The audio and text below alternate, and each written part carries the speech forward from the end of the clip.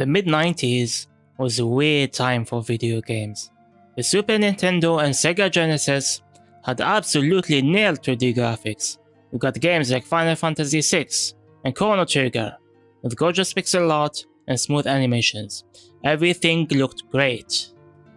But everybody knew the next step was 3D, right? Now PlayStation drops in 1994, and Sony's whole pitch is 3D is the future, we're doing this.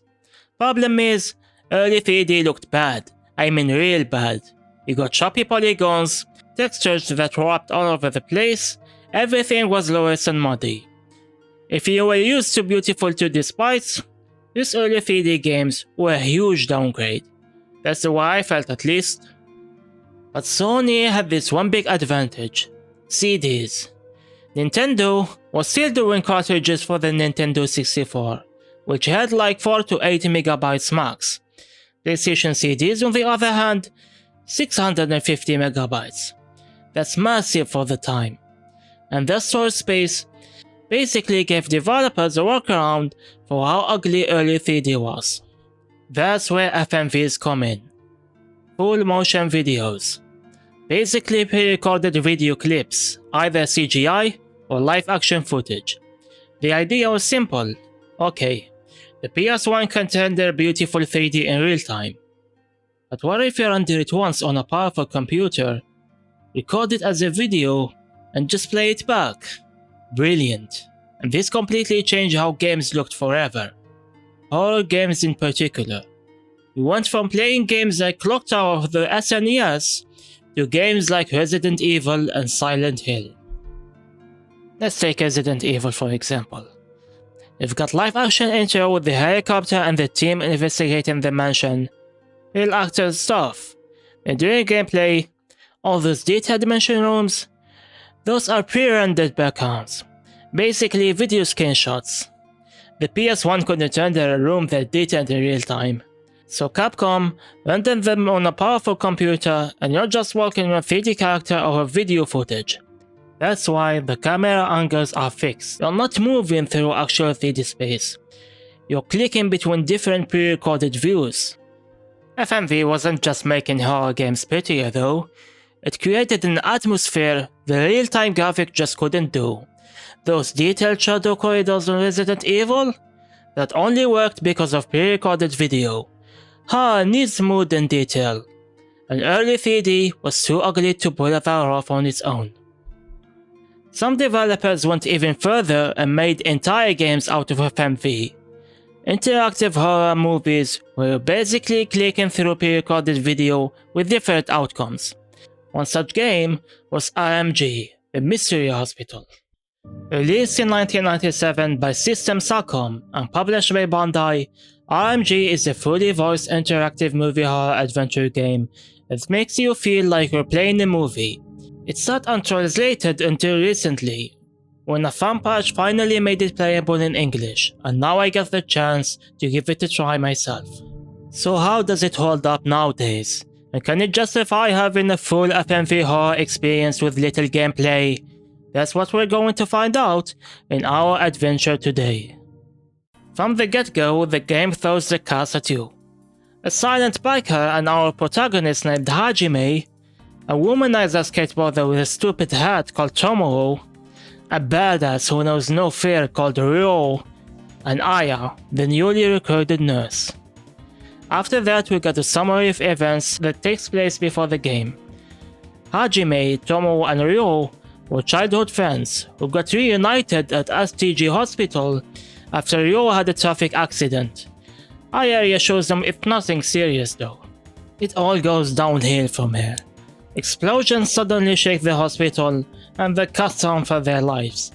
The shuttle saves them from the flames, but they are now trapped inside. With no exit in sight, they are now trying to find a way out. But they have no idea that they have stumped on a dark scheme taking place there. Out of nowhere, a song kicks in, and it literally sounds like Who Wants to Be the Millionaire's Team. Just watch.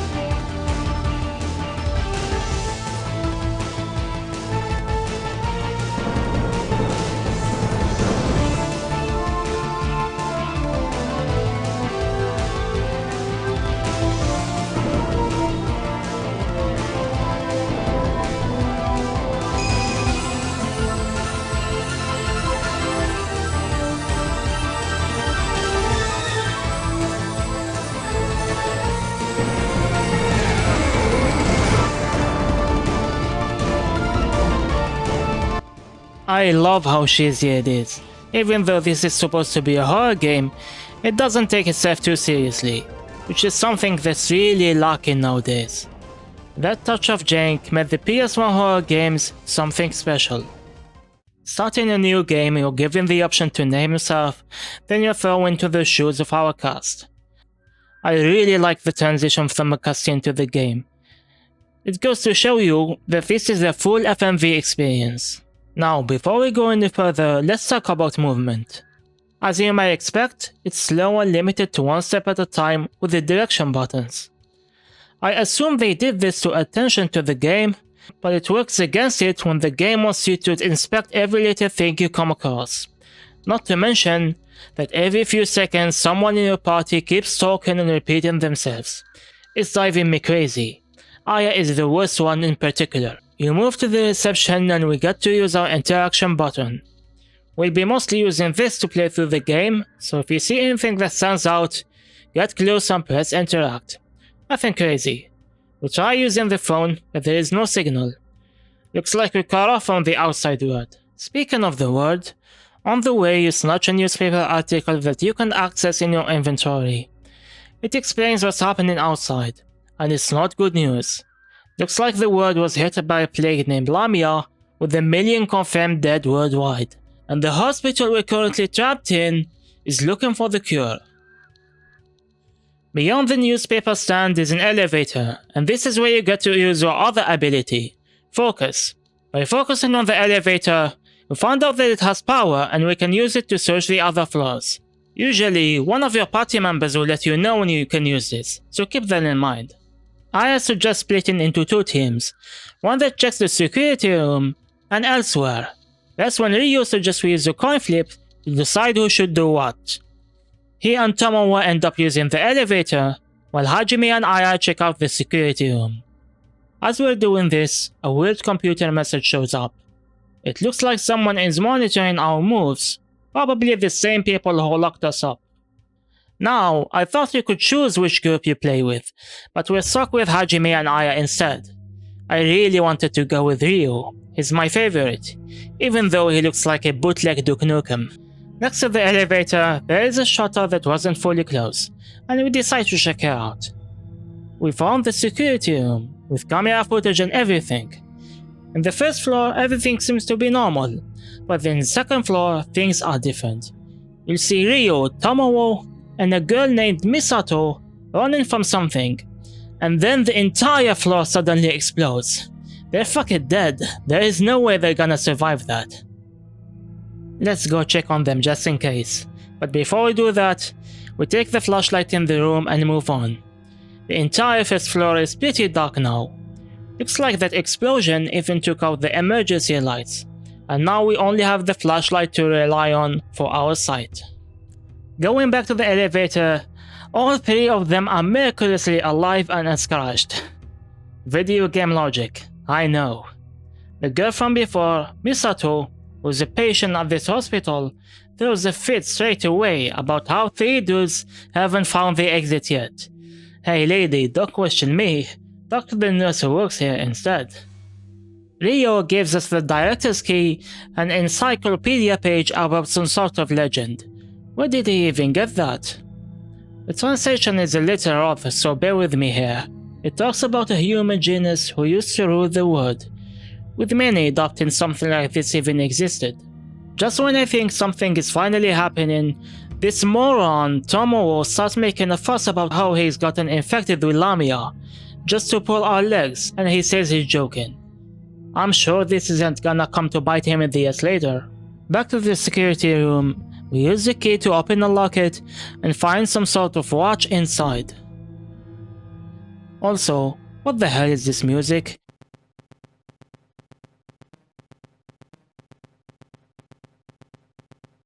There is minimalistic, and there is you didn't even try.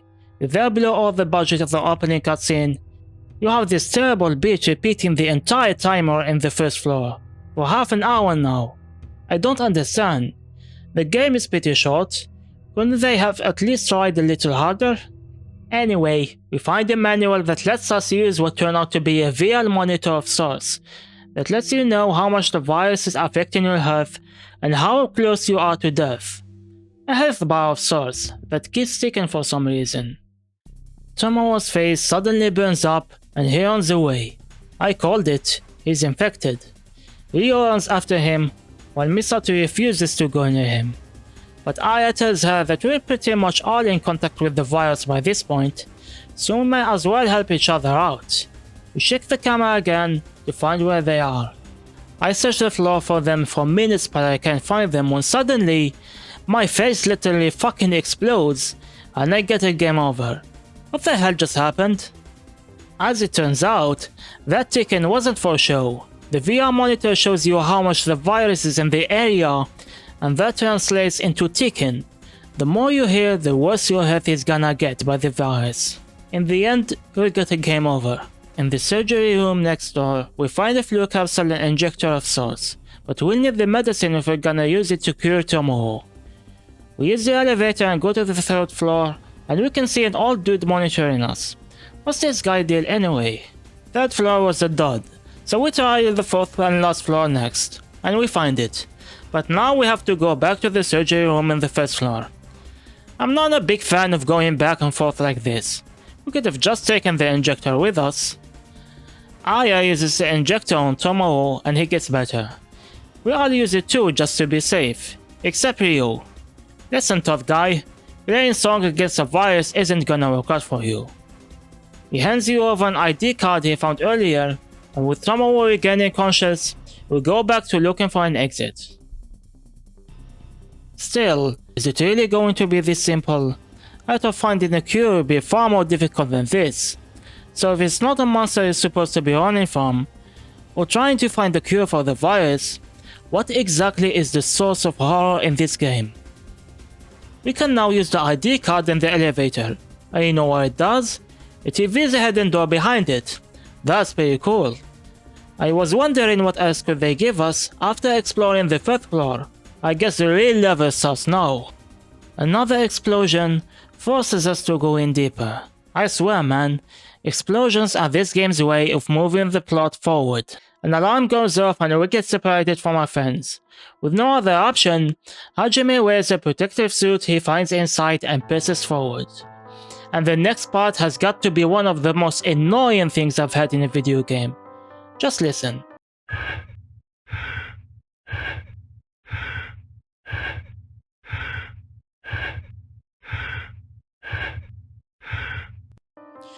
You're forced to listen to this heavy ass breathing until you remove the suit.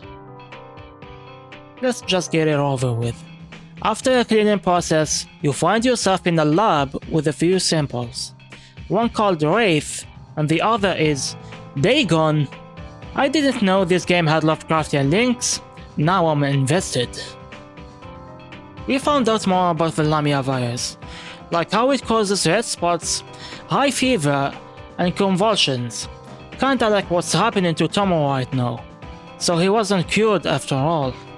Wait, there are other viruses aside from the Lamia? This one is capable of changing the skin and even causing death by jellification. And another called Beelzebub that makes your body raptures.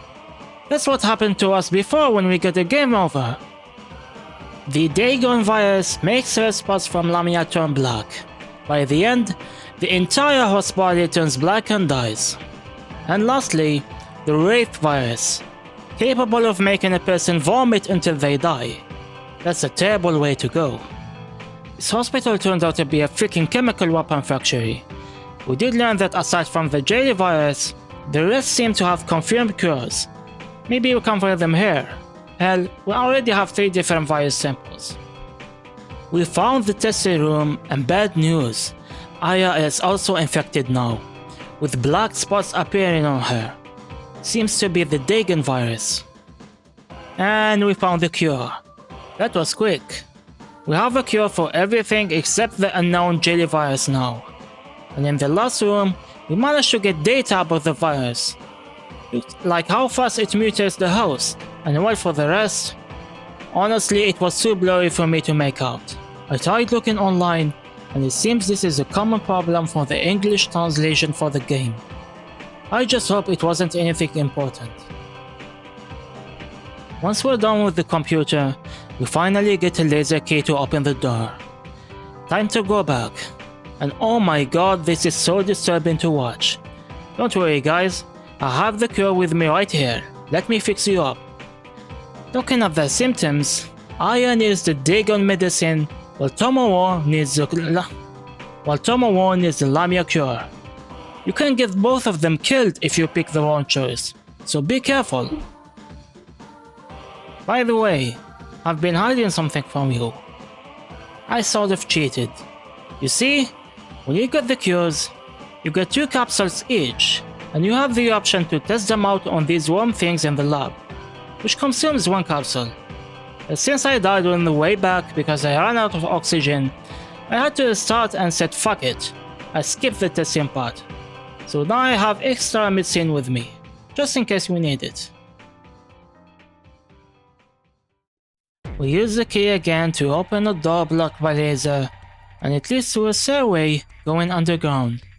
Guys, I don't think the exit is this way, and not another second later we get trapped, again. This basement looks pretty old. A paper in the ground reveals that this entire hospital was a plot to find Asmos from the legend. Misato accuses Ryo of being Asmos, and a fight nearly breaks out. But Aya manages to calm things down for now. Honestly, considering how pretty much everyone got infected except these two, they're the most suspicious of the bunch. I hope it's not Ryo. Oh boy, just when I thought things couldn't get worse for the music, it just did.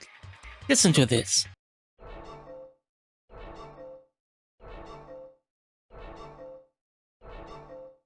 This is all you have us listen to when we're near the end? The sounds of this game so far has been a disaster.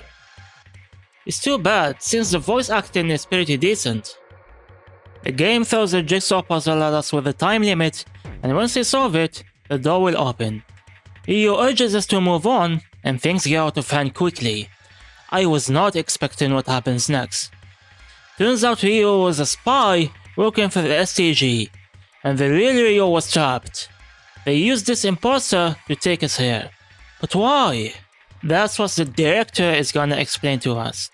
It seems he was looking for Asmos for a very long time, due to his incredible DNA that could cure any disease.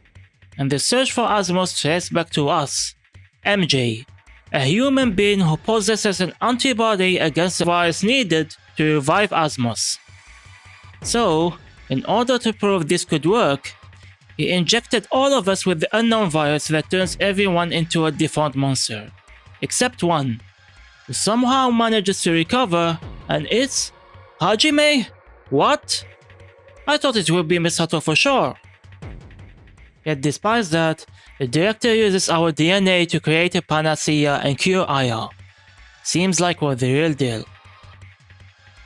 In the confusion, a monster manages to get away, and we use that chance to get out. We rescue Aya, who gives us a hug. Looks like she was pretty scared. I mean, anyone would be after suddenly turning into that thing. But now we must rescue the others. We extract a few panaceas from the nearby machine, and shake the room where the imposter Ryo was. Looks like he was using the DNA of a mummy for the experiment. The mummy falls all of a sudden, and one of the monsters shocks Hajime, who then gets rescued by Robert, the director's foreign nightman. The director then explains that he created 2 Ryos as a clone of this mummy that was discovered by his father and carried the viruses we encountered so far. This lines up with what we saw in the opening, where Ryo encountered Robert in the accident. That was probably the moment where the 2 Ryos switched places. It also explains why Ryo didn't care about Lamia that much, since it didn't affect him in the first place, and why he loves using coins so much. A coin has 2 sides after all. The director plans to spread the virus even more and get rid of Panacea, but that's not all. This crazy bastard wants to wipe out all humans except those who carry the ancient DNA, to carry out the legend he's so obsessed with. We get ejected to an even lower floor, and this floor is ancient, with a large temple which this hospital seems to be based on. And an idol of a woman holding a child, and the child is most likely Asmodeus. With no other way around, we press forward. Inside we find two bodies who seems to be infected with the unknown virus that causes jellification. The crazy director is back. Looks like these two are actually the Rio twins, and we have to guess which one is our friend, and which one is Asmodeus to resurrect. You get a game over if you guess wrong. I learned that the hard way. We save our friend, and the director gets shot. Looks like Robert was after the medicine from the start. He does forget about one bottle though. Let's just hope this doesn't come to bite us in the ass later. We decide to leave and find the train inside the cave, probably leading outside. Rio decides to fight with Robert and buy us some time to find and save Tomoe and Misato, and we do just that. After we kill them and go back, the craziest thing happens. It's Asmodeus. The director was still alive, and he used the remaining medicine to revive him. And he kills Tomoe. Not like this. I wanted to save all the gang, but it seems like there is no way to save him. Poor guy. Asmodeus turns blue all of a sudden and kills Robert next. Ryu screams at us to board the train, and we leave in a hurry. A boulder seemed to crush the monster, but I doubt this will be the last we'll see of him. Ryu is devastated that he couldn't save Tomoe. Aya and Misato are crying, but we gotta pull through and get out of this place. But we're not out of the woods yet. The boulder from before is chasing after us. What the hell, man? This thing probably has Asmodeus inside it. Hajime increases the speed of the train and puts some space between us. After exploring the train a bit, we find the gun of Robert. This will come in handy. And no sooner than I said that, Robert's body is suddenly thrown at the train. It's Asmodeus. He somehow manages to board the train, and Hajime is face to face with him. Time to go guns blazing and send this guy to the grave. Or maybe not. This damn thing can regenerate and runs back at us at supersonic speed. All of a sudden, Misato lights up and evaporates. What the hell, man? Asmodeus is back. Rex Ryu's shit and makes fun of us by making a gunbuster with his hand. It's my last bullet. I don't know what this can do at this point, but what other choice do I have? And of course it does nothing. He makes fun of you again. This dude got a sense of humor for a monster. Wait. Maybe I can use the panacea to return him to how he was before. Back to a jelly. Nope, wrong choice. Or is it? In the next scene, we're at the surface, and we hear Aya and Ryu. Maybe we made it back. We even hear Hajime's voice for the first time. Yeah, no. We literally get reduced to nothing but a spine with a brain and a pair of eyes. We get a bad ending. I shouldn't be laughing, but this is too funny. Asmodeus could have just killed us and be done with it, but he went through the trouble to turn us into vegetables for the rest of our lives. Let's try again. What if we use the unknown virus? Nope. Shit, I'm lost to what to pick. Screw this, let's just pick the influenza and nothing. Wait, his weakness is the flu? You've gotta be kidding me. He started melting until he's nothing but glue in the ground, and Ryu gives you a thumbs up. Yep, we did it. We killed Asmodeus. We reach the surface at last, and we hear Tomoe's and Misato's voice congratulating us. I really wanted to save everyone, but that's not possible. We pretty much got the best ending we could. Although, I managed to find out that Misato manages to survive in the novel version, and she shows up in another game, Countdown Vampires, also made by System Sacom, which makes her surviving pretty much canon, and Tomoe being the only person to die from the group. Overall, the whole experience felt like watching a movie, while the multiple choices, game overs and different endings reminded you that this is still a game at its core. It's a weird combination that possesses a unique charm that makes it stand out from the rest of PS1 horror genre. and even though it has failed to pick up with the mainstream audience, it was popular enough to get its own novel in Japan. At the end of the day, System Sacom did a good job with this game, especially graphic-wise for the time, and they managed to put their library on my radar for future videos. This has been the RMG Reflection, and as always, I'll see you on the next video.